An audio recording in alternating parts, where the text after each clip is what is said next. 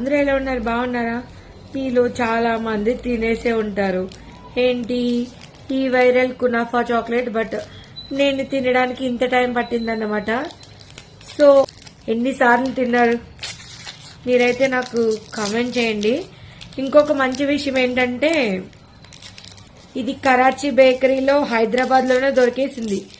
ఓ Dubai famous kunafa chocolate తినాలంటే దుబాయే వెళ్ళక్కర్లేదు, హైదరాబాదే వచ్చేసింది చాక్లెట్ నా కోసం. నేను చాలా లైవ్ లో దుబాయ్ అని చెప్పగానే మీ దుబాయా అయితే కునాఫా చాక్లెట్ తిన్నారా మీరు అని చెప్పి ఓ తెగ ఎగ్జైట్ అయిపోయేదండి నేను. So mini kunafa chocolate.